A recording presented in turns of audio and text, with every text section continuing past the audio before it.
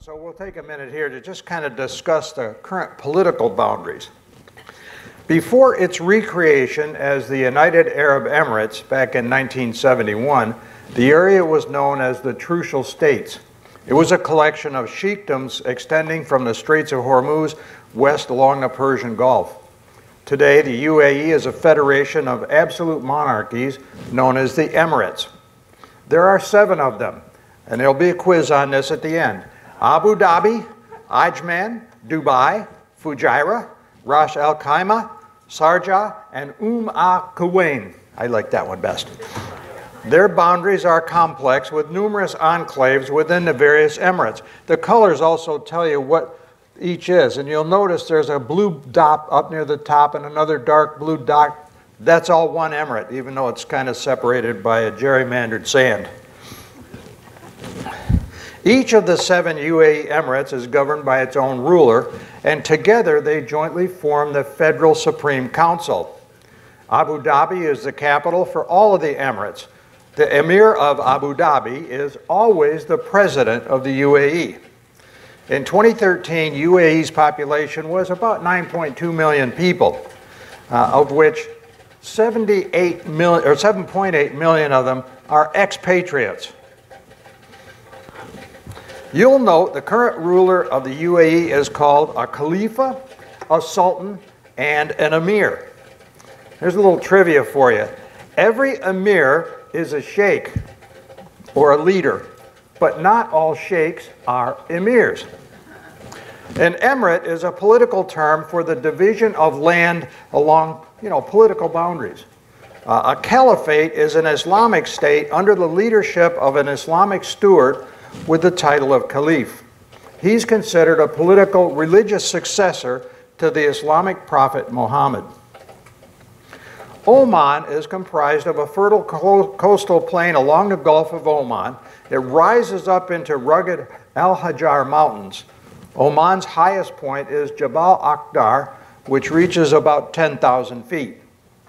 The rest of the landscape is just scrubby hills and desert-like land that pretty much gently slopes into the sands of the desert. The Arabia Peninsula is the world's largest peninsula, covering more than 1.25 million square miles. Well, goats, sheep, and camel herds are widespread across much of the area. Now let's start out with a little bit of fun. This is how you can get a better idea of your surroundings. If you can take getting jarred, you want to go out on a dune bashing ride.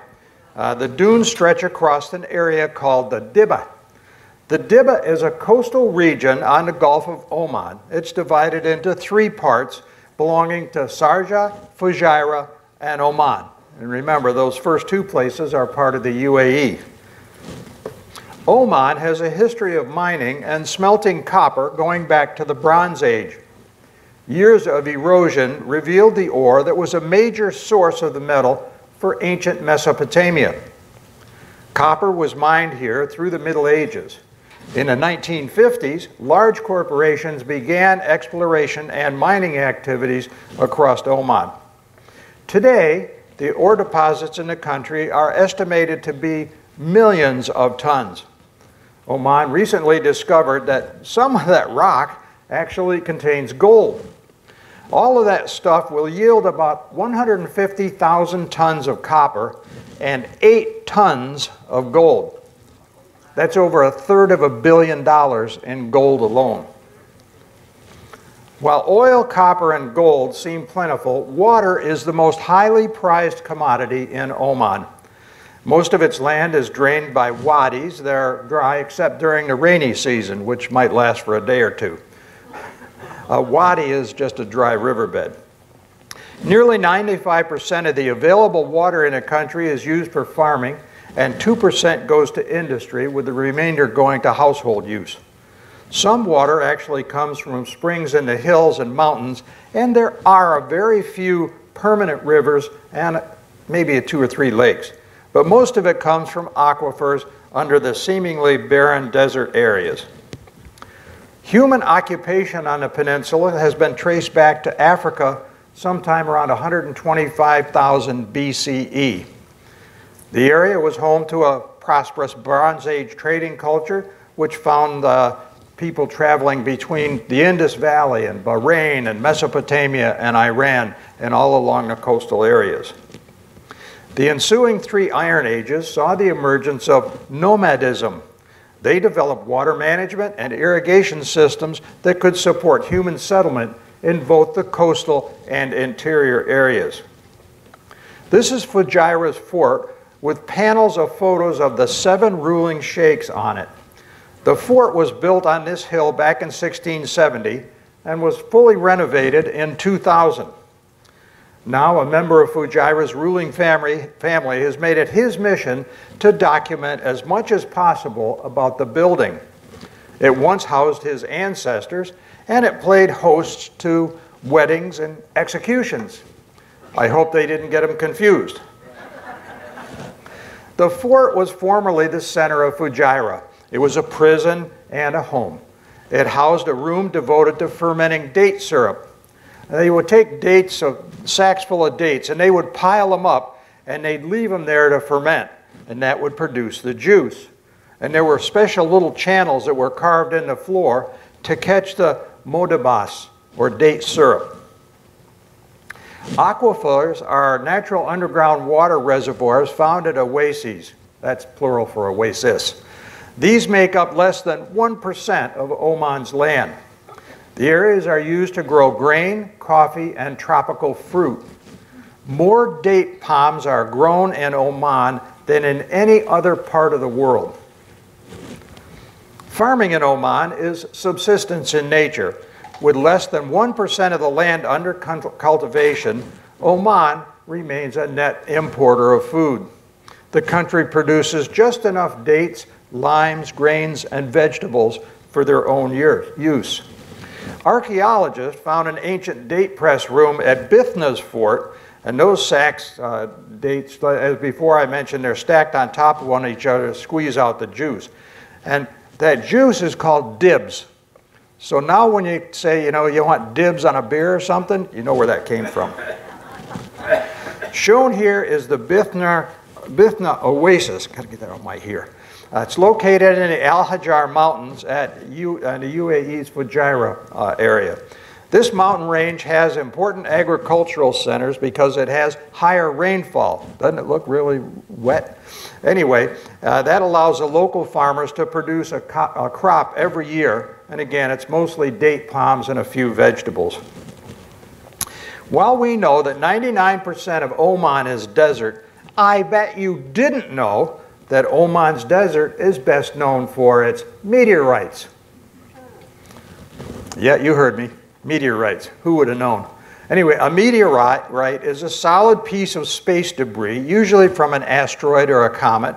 And when a meteor falls into the Earth's atmosphere, it heats up and that causes it to break apart. And the result is that kind of bright fireball that we call a shooting star. From 1999 to 2009, meteorite hunters found about 5,000 of them in Oman. They weighed a total of close to 4 tons. That was about 20% of all the meteorites found anywhere on Earth. A third of them originated from the Moon and Mars. Oman outlawed the collecting of meteorites, but you still have some international hunters that kind of break the law and go out and gather them anyway. The law was intended to protect the country, what the country saw as a national treasure. There are very few native plants in Oman because of the lack of water. The hills here have boswellia trees, oleander, and acacia. That's all flora that can hardily live in a very rocky, dry soil. The boswellia tree is the source of an aromatic resin known as frankincense. The resin produced locally is considered superior as it is more fragrant than the most. An essential oil is obtained from frankincense by distilling the dry resin. The oil, you can find it in your local perfume shop or at an aromatherapy place. Frankincense has been traded in Oman and across North Africa for over 5,000 years.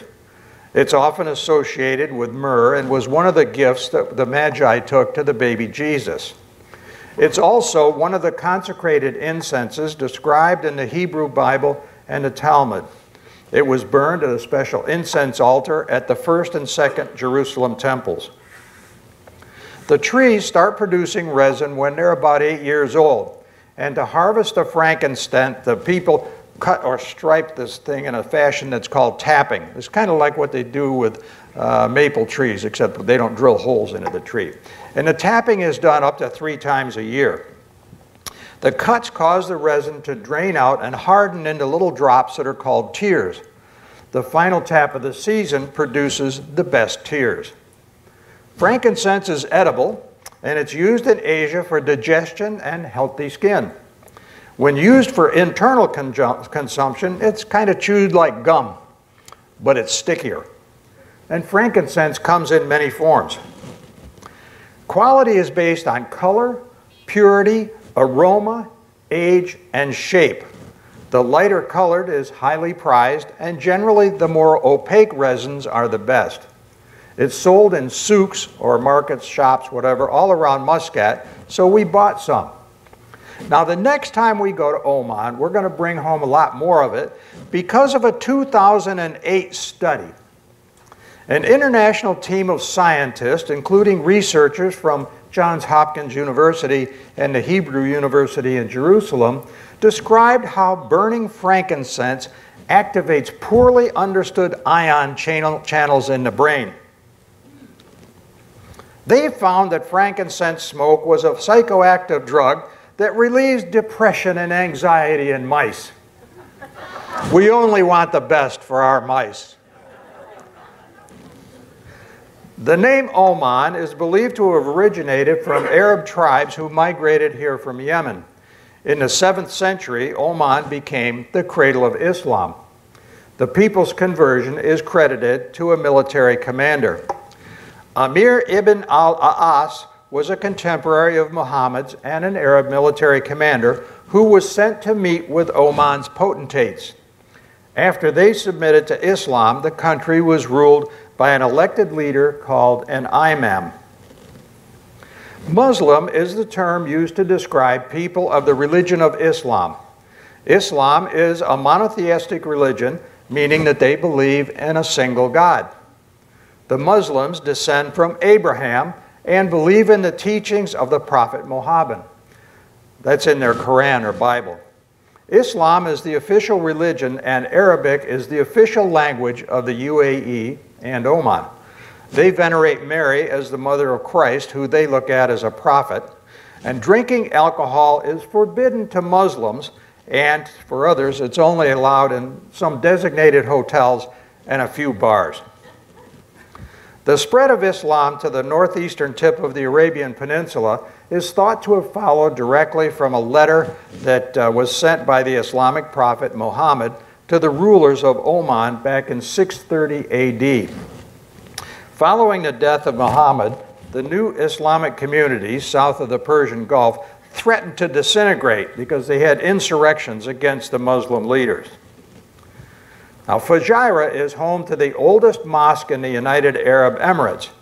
Al-Bidya Mosque was built nearly 600 years ago of mud and bricks. And you can tell they don't get much rain because it's still standing. Bidya's design is similar to mosques found in Yemen, eastern Oman, and Qatar. This mosque lacks minarets and has only 4 domes. And to be honest with you, that door hole, I would have to stoop real low to get through it. It's not a very big mosque. But anyway, because it doesn't have any minarets, it's different from other mosques, which have, in addition to minarets, they have between 7 and 12 domes. In mosque's prayer hall, there's a mihrab. A mihrab is a special area for worship. That's the niche in the wall that indicates the direction of Mecca. In the past, they had a sign that posted on the wall to identify the direction. Later, they started to use this niche to identify the Qibla, or directional wall, so a sign was no longer needed. Today, the mihrabs are often ornately decorated and designed to give the impression of an arched passageway to Mecca. Some have little cube-shaped spaces carved into the thick walls where copies of the Quran and other books are stored. Minarets are tall spires with either onion-shaped or conical crowns. The first known minarets appeared about 80 years after Muhammad's death in the 7th century. How important a mosque is has to do with the number of minarets that it has. The most minarets are found on a mosque at Mecca. That one has 7. The Muslim call to prayer is echoed 5 times each day around all Muslim populated towns: dawn, noon, mid-afternoon, sunset, and night. The caller climbs the stairs of the minaret to the top, which now houses a public address system, so he doesn't have to shout. And also in these days, he uses an elevator. The Sheikh Zayed Grand Mosque is one of the most important landmarks in Abu Dhabi. His Highness Sheikh Zayed ordered this building in 1996. He was president and was believed by many to have been the founding father of the UAE. The Grand Mosque took 11 years to complete. It has a capacity of up to 41,000 people. The mosque was designed and built by over 3,000 craftsmen and workers from around the world. They used the finest materials from 3 different continents. Natural marble, semi-precious stones, gold, and crystals were chosen because of their long-lasting qualities. Lapis lazuli, jade, and amber are abundant. The inlaid stones on the walls and the floors are so precisely cut and fitted that you cannot feel any seams if you run your hand over them. It's absolutely smooth. Since one is not supposed to take pictures of Muslim women, here's Susie on the right. Isn't that an adorable outfit? Anyway, and she's with a friend outside the Sheikh Zayed Grand Mosque in Abu Dhabi. All women must be appropriately dressed in a long abaya with their heads covered to enter the mosque. Oh, the men, what they have to do, just like everybody else, take off their shoes. The mosque provided the abayas for visitors. Everyone's required to move their shoes before entering. The mosque is open to everyone every day except on Fridays or during periods of prayer. Everything in the Arab world stops for prayer. Sometimes even cars on the road will just pull over so the driver can pray. I don't think we ever saw one praying while he was still driving. Anyway, men and women in the mosque pray separately. Well, it's that time for our PVE stretch. Now, if you can, stand up and kind of pretend you're riding like the wind across the desert with Lawrence of Arabia. Or you could just sway back and forth as you imagine yourself in hot desert sun trying to stir up a breeze.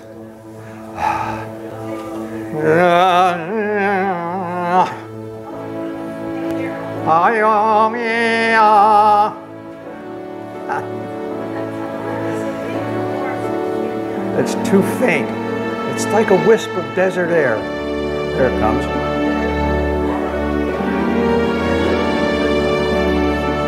All right, that's enough of that. Actually, Lawrence of Arabia was about an Englishman, T.E. Lawrence, who was in Jordan, and most of his exploits were with the Arabs over in Jordan. But the sights and scenes that you see in the UAE and Oman and all that area is very familiar if you saw the movie. The story of human habitation on the Arabian Peninsula goes back about 20,000 years ago, and that settlement in Oman dates to about 8,000 years. Archaeological finds in the area included stuff like stone implements, animal bones, and fire hearths. Hand-modeled molded pottery and pre-Bronze Age markings, flint instruments, and scrapers have also been collected. In the mid-1500s, the Portuguese attacked Oman's capital of Muscat. The city fell after a bloody battle, and most of the remaining men, women, and children were murdered by the Portuguese. The Portuguese then built Fort Al-Jalali. That was in 1550, and that was at the entrance to Muscat Harbor to protect their maritime traffic lanes. 100 years later, the Muslims sent an army to Muscat. They captured and demolished the Portuguese towers, and that led to the Said family. That's a dynasty that has ruled Oman ever since. At the end of the 17th century, the Omanis expanded their control down the coast of East Africa. Zanzibar was the main slave market on the African coast, and it played an important part in the Omani Empire. Oman drove the Portuguese out of all the coastal regions. Now, one obstacle to Oman's expansion was Fort Jesus that we presented in our last talk, but it eventually fell after a long siege. About 40 years later, Persia invaded Oman, but they were driven out after just a couple of years. Muscat and Oman's military supremacy was reestablished in the 19th century by Sultan Said. He signed a treaty with American President Andrew Jackson. Said bin Taimur was the 13th Sultan of Oman, and he succeeded his father, who had abdicated for financial reasons. The 21-year-old Said inherited an administration that was deeply in debt. He consolidated the country's power with the help of the British and regained control of the tribal inlands, bringing together Muscat and Oman proper. The country's name was changed to Oman in 1820, and it became a fully independent state in 1951 with Said as a ruler.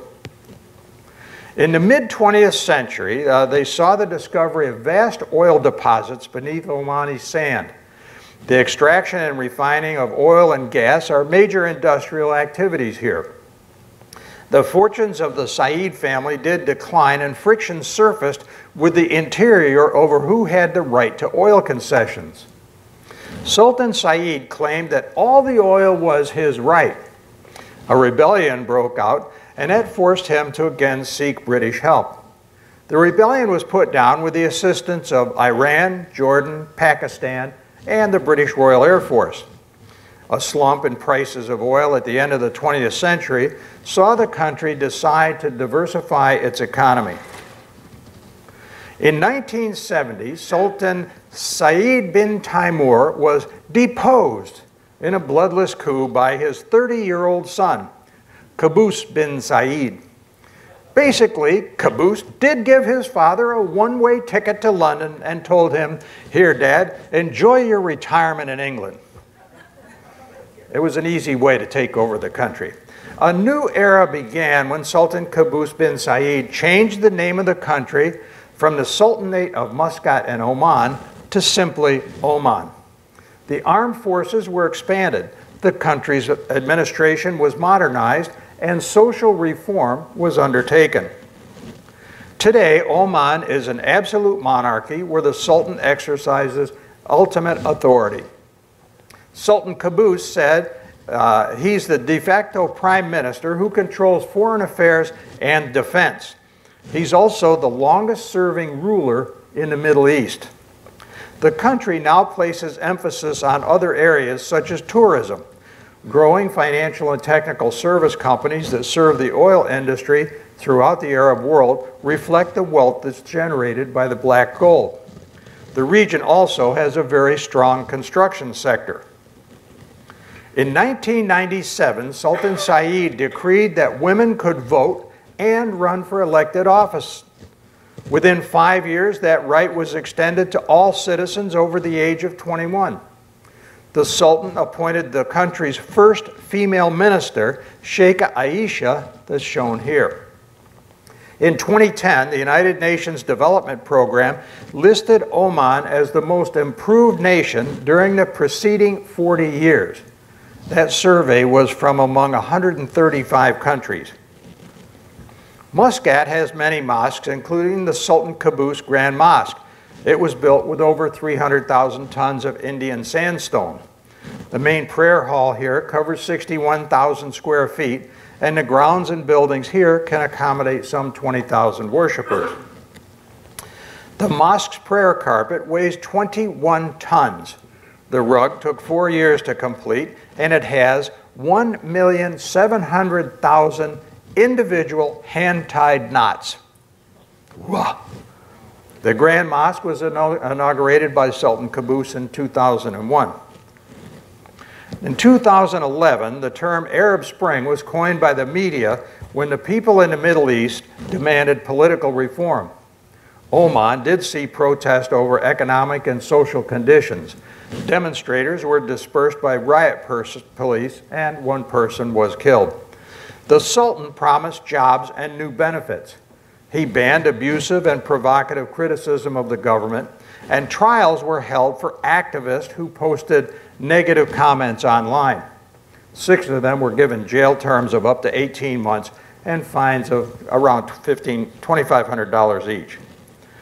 Our favorite bazaar in the world is Muscat's Mutra Souk. It's located along the waterfront in Muscat. The souk, or shopping mall, is a place where the scent of perfume and spices mixes with that of the local food. And you can buy everything here: frankincense, myrrh, handicrafts made from copper, camel bone, wood, leather, gold, whatever you want. Even if you don't purchase anything, this is my wallet. A walk through the souk is not to be missed to soak up the local culture. We even met Britain's Prince Harry here when he was on a break from his service in Afghanistan. Now, I'd like to describe some of the things you may see there besides us buying frankincense for the mice.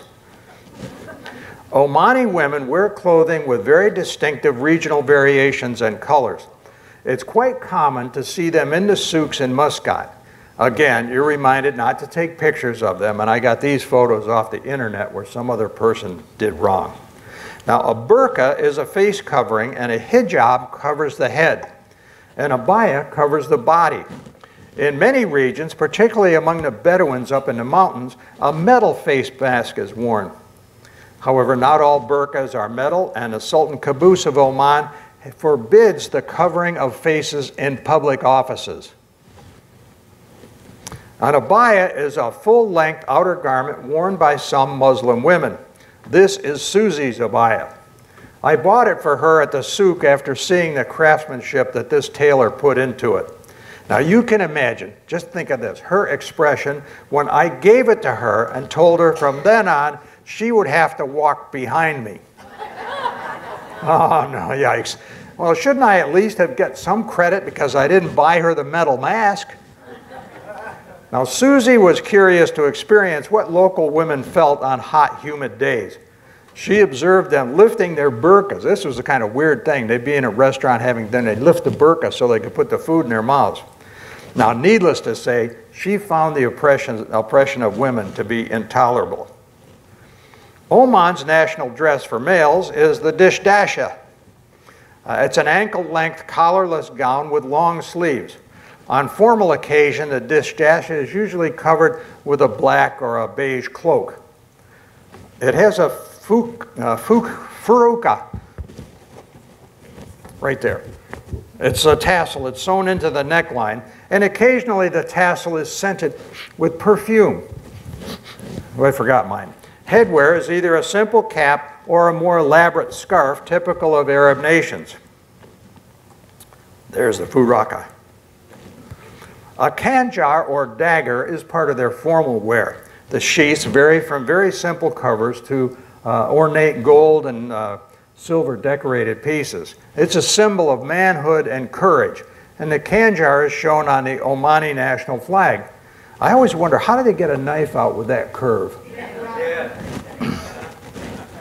Oman may be the only Arab country with bullfights, but they're very different from those in Portugal and Spain. Here, 2 bulls do battle against each other, and people are not involved in the fight. In this instance, 2 Brahma bulls about the same size are pitted against each other. The first bull to get knocked down or to run away is the loser.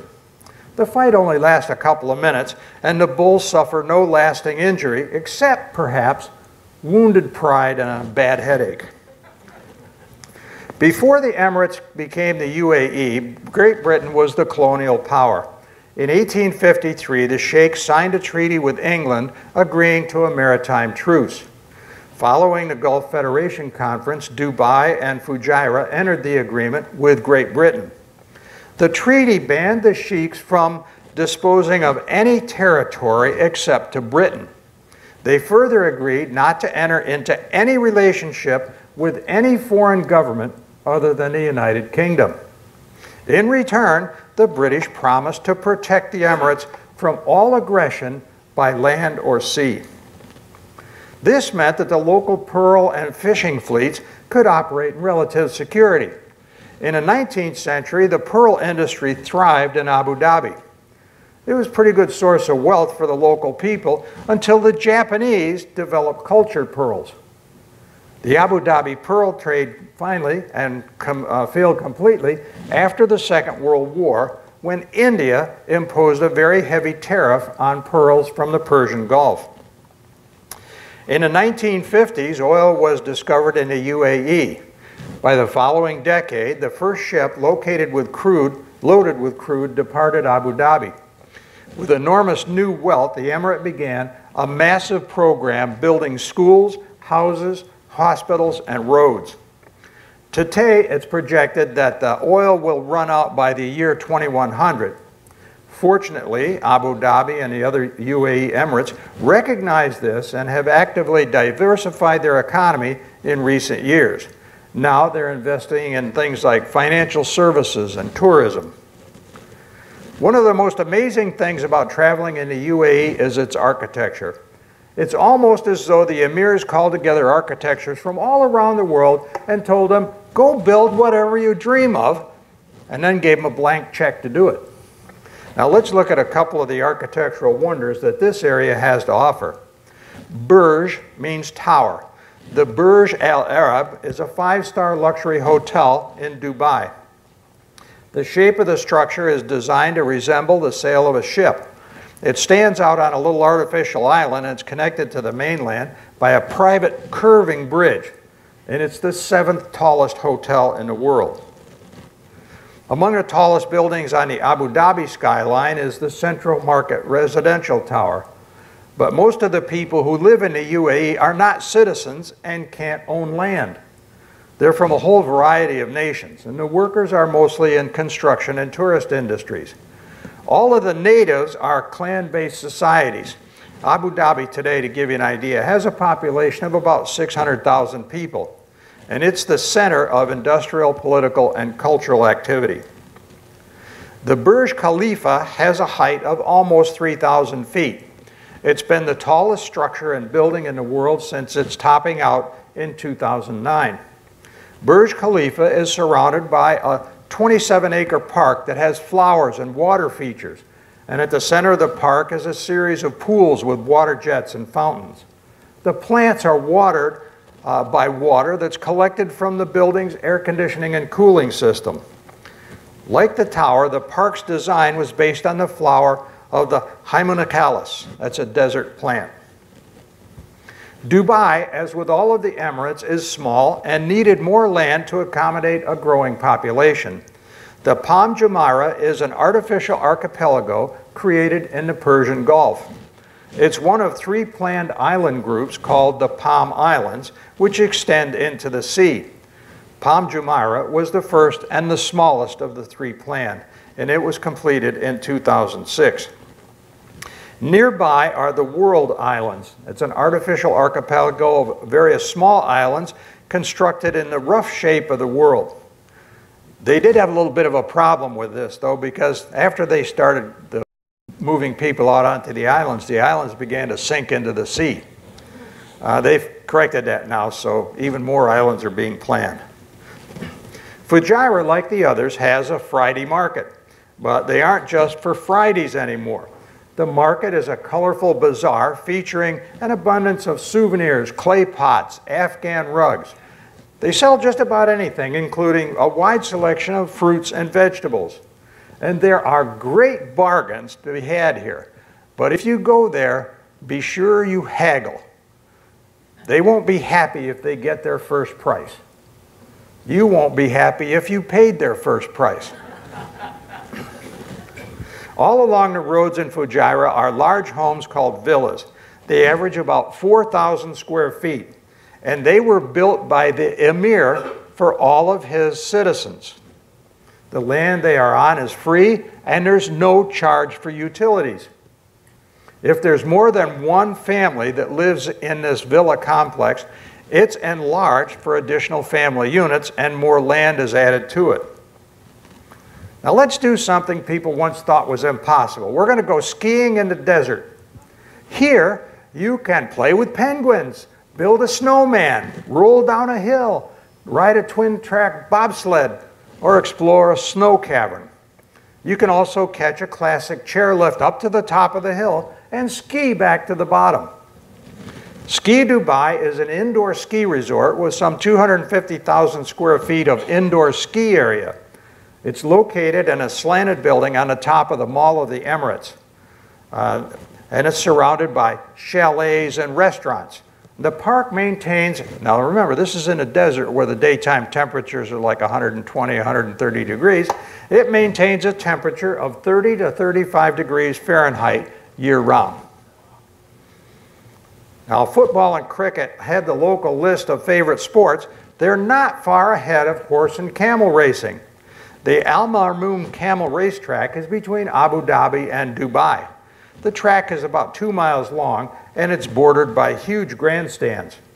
Here, camels are adorned in colorful blankets and muzzles, and they wait the starter signal. In the past, the camels were ridden by very young boys. But the people in the UAE, the sheikhs, decided that was too dangerous. Now, the jockeys are little robots that are strapped onto the top of the animal's back, and they have a little remote control whip. They go, whick, whick, whick. The camel market at the racetrack is where you can find many small shops that sell unique souvenirs. That is, if you're in the market for camel blankets, saddles, or ropes. There's not much else there. The market is actually there primarily for the locals to buy and sell their animals.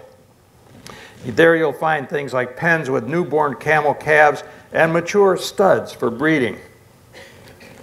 Ferrari World Abu Dhabi is the mostly indoor amusement park on the highway between Abu Dhabi and Dubai. It's the first Ferrari brand theme park, and it holds the record as the largest space frame structure ever built. Formula Rossa, the world's fastest roller coaster, is also located here, and it has a top speed of 150 miles an hour. Christianity is thought to have spread across the peninsula from between 50 and 350 AD following trade routes. The earliest Christian site in the UAE is known as the Surbani Yas Church and Monastery. It dates back to the 7th century. In 2019, there was a dedication for a new structure there that included several archbishops and bishops from 9 different denominations. Did you know that 2019 is the year of tolerance? It was marked by the historic visit by His Holiness Pope Francis to the UAE last February. Oh, also the UAE has a minister of tolerance. Peace be with you and yours, or as they say in Arabic, shalom. Next time, ta-da, we will virtually sail from right here on November 4th at 10 a.m. Note, that's a date and daytime that's different from our normal schedule because there's a thing going on the 5th and we can't get the room. The presentation will be India, its religions, castes, and ways of life. And we'll explore some of the amazing culture of India. It'll be things like, who are the Jains, the Zoroasters, the Untouchables, and the Brahmin? What are castes? Come and explore the uniqueness of India. Does anybody have any questions about today's talk? Yeah, Don. How much is a ticket to do skiing? Yes, how much is a ticket to go skiing? Let me put it this way. It's more expensive than going to Squaw Valley for a week. Anybody else? Yes, ma'am. I think, yes. She asked if there's going to be a World Fair. I think that's their plan, a World Fair, and the UAE's they want to do it in 2020. It's an amazing place because they've got more money than people should be allowed to have. And all of Oman and the UAE, all the people get their property, their houses and their utilities and everything comes right out of the government. In Oman, the reason the current Sultan of Oman sent his father off to London was because he felt that his father was abusing the people. And so he sent father away, took over the government. And if you go there on his birthday, it's like national holidays. You'll see his pictures all over the place. The people love him. But he doesn't apparently have an heir. I've been trying to sign up, but he hadn't answered my mail. Yes, sir? Don't they get some of their water from salt water from rivers? Yeah, you ask about where do they get their water. Most of the UAE and parts of Oman, all of their water comes from desalinization plants along the coast. They're very progressive in that. The first time I went to the Arabian Peninsula, golf courses, they used AstroTurf for putting and so on because there was no way you could have grass. Now the golf courses over there actually have grass because they are able to make so much water. All right. Oh, wait.